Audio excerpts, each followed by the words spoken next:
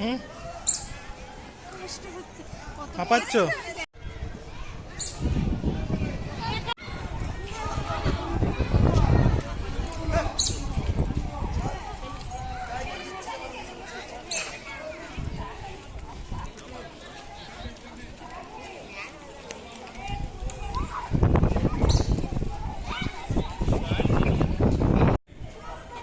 আমরা এখন আছি উদয়গিরিতে, একদম উপরে উঠে এসেছি। এখানে অনেকগুলো কেভ আছে, সেইগুলোই দেখাবো।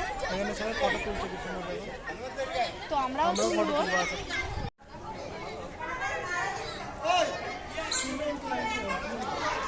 পাথরের, সিমেন্টের কি করে হবে? আমরা এখন আছি উদয়গিরিতে, আর এর ঠিক পাশেই রয়েছে খণ্ডগিরি। আর এই পাহাড় দুটোকে একসঙ্গে কুমারী পর্বত বলা হয়।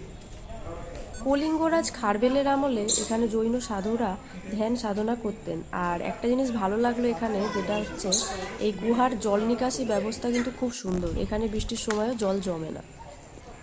আর আগেই বলেছি উদয়গিরিতে 18টা কেভ আছে। আর এখানে প্রত্যেকটা কেভের কিন্তু আলাদা আলাদা নাম আছে, যেমন হাতি গুম্ফা, রানী গুম্ফা, ব্যাঘ্র গুম্ফা ইত্যাদি।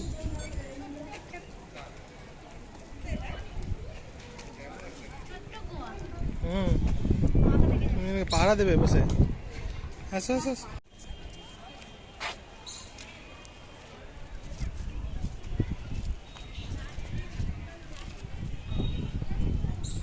এখানে যেখান থেকে খুশি তো ওঠা যাবে, তুমি খালি আমাকে বাধা দিচ্ছ কেন? তারপর টুক করে উল্টে গেলে ব্যাস। এইখানে এই এই সিঁড়িগুলো না কেটে কেটে তৈরি করেছে যাতে উপরে ওঠা যায়। তাই? এই দেখো, এই দেখো, ওইদিকে দেখো, মন্দির। এটা হচ্ছে বাঘা গুম্ফা।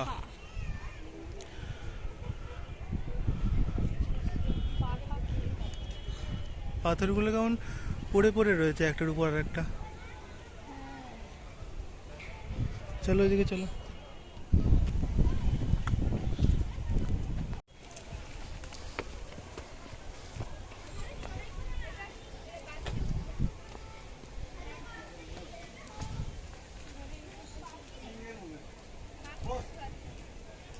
হ্যাঁ, এই দেখো ওখানটা, মুখটা দেখো বাঘের মতো, ওই জন্য বাঘা গুম্ফা। মুখটা মানে দাঁত আছে উপরে, দেখো চোখ নাক দেখতে পাচ্ছ।